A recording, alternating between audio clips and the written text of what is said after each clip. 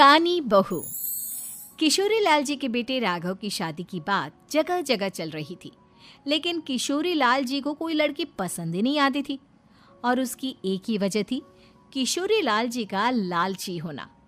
उनको लड़की वालों से मोटा दहेज चाहिए था और इसी चक्कर में एक दिन वो एक बहुत पैसे वाले के घर अपने बेटे का रिश्ता लेकर पहुंचे।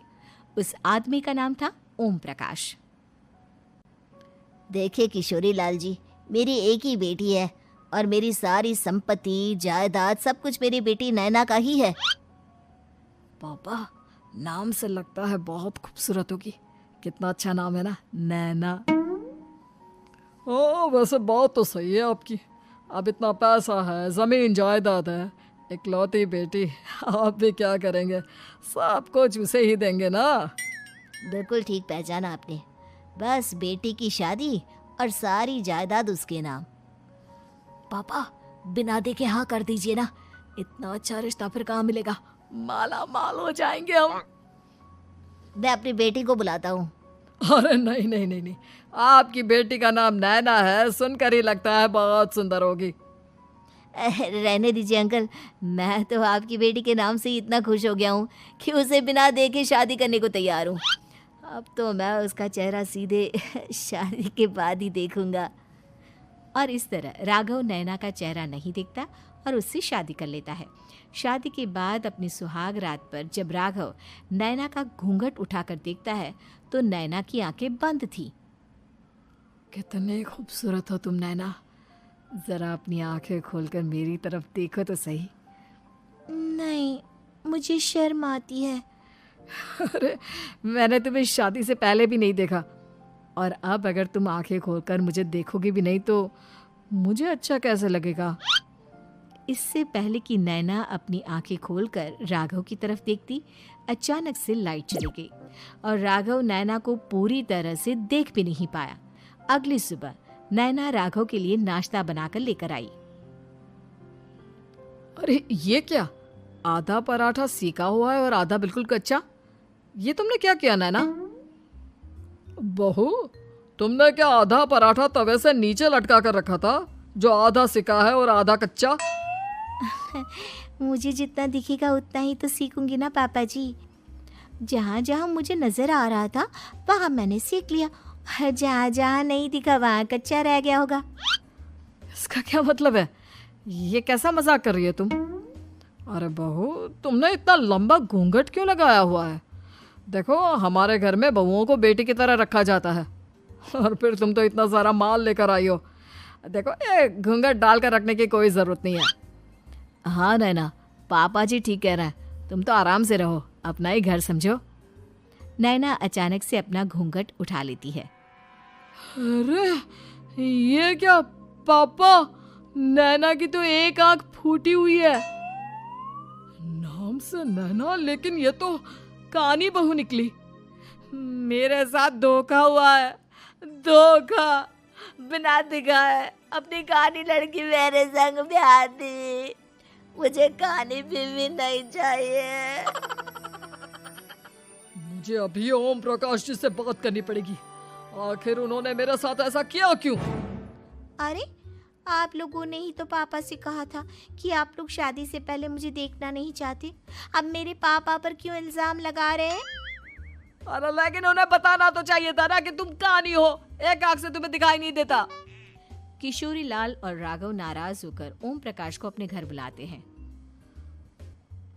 पापा जी, ये आपने क्या किया?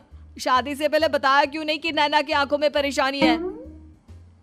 अरे, आप ही ने तो लड़की देखने से मना कर दिया था। और लेकिन आप बता तो सकते थे। आपको तो हमारी बेटी की प्रॉपर्टी चाहिए थी, वो भी पूरी की पूरी। अब क्या हुआ अगर उसे आधा दिखाई देता है?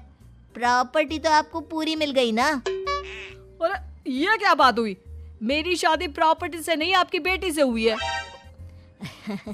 अब ये तो पहले सोचना चाहिए था, तब तो मेरी प्रॉपर्टी देखकर तुम्हारी जुबान लप लपा रही थी। लेकिन मैं कानी लड़की को अपनी बीवी बनाकर नहीं रख सकता। पापा, कुछ करिए ना आप। हाँ, करता हूँ।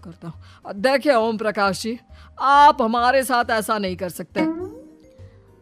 और तुम देखो, अगर तुमने मेरी बेटी से शादी तोड़ी ना, तो जो भी प्रॉपर्टी मैंने तुम्हें दी है वो तो पूरी की पूरी वापस ले ही लूँगा, और आधी प्रॉपर्टी तुम्हारी भी लूँगा। अरे मेरी आधी प्रॉपर्टी भला क्यों लेंगे आप? इसलिए क्योंकि मेरी बेटी को आधा नज़र आता है और उसकी नज़र अभी तक तुम्हारी आधी जायदाद पर ही पड़ी है। अब तुम उसे घर से निकालोगे तो कुछ तो लेकर जाएगी ना। और अगर हम आपकी बेटी को अपने घर की बहू बनाकर रखे तो? तो तुम्हारी पूरी प्रॉपर्टी तुम्हारी ही रहेगी, और जो मैंने तुम्हें दिया है ना, उसमें से बस मैं आधा लेकर जाऊंगा। अरे लेकिन अब आप अपनी दी हुई प्रॉपर्टी में से आधी वापस क्यों लेकर जाएंगे? अगर मैं आपकी बेटी को अपनी पत्नी बनाकर रखने को तैयार हूं तो? इसलिए ताकि भविष्य में अगर तुम मेरी बेटी को धोखा दो तो उसके पास कुछ तो रहे जो पति का हो। वैसे मेरे पास तो बहुत कुछ है, लेकिन अपने पति की कोई निशानी तो उसके पास होनी चाहिए ना। अब अगर तुमने मेरी बेटी को कहानी कहा तो तुम्हें प्रॉपर्टी भी कहानी ही मिलेगी, पूरी नहीं। जमाए राजा। किशोरी लाल और राघव समझ चुके थे कि वो बुरी तरह फंस चुके हैं और अब उनके पास वहां से निकलने का कोई चारा नहीं है। अब समझ में आया ना, लालच बुरी बला होती है। एक तो तुम्हें प्रॉपर्टी मिली, ऊपर से बीवी मिली, उसमें तुम्हें नखरे भी दिखाने हैं। आए बड़े, चुपचाप बैठो दोनों। कुछ दिनों के बाद नैना राघव की कार लेकर बाजार घूमने निकलती है और जब कार लेकर वापस आती है, ये क्या? एक तरफ से मेरी गाड़ी पूरी खराब हो चुकी है। लगता है तुमने मेरी गाड़ी को किसी दूसरी गाड़ी के साथ एक्सीडेंट किया है। अरे अरे कितना बड़ा नुकसान कर दिया तुमने बहू। वो क्या है ना पापा जी, मुझे एक आंख से दिखाई नहीं दे रहा था, सामने से गाड़ी आ रही थी। मुझे तो सिर्फ आधा ही दिखाई दिया और वो गाड़ी मेरी कार से रगड़ते हुए निकल गई। अब मैं क्या करूं बताओ? आप इसे ठीक कराने के पैसे कौन देगा? तुम्हारे पापा। तुमने मुझसे इस तरह से बात की? अभी रुको। नैना राघव की शिकायत ओम प्रकाश को कर देती है।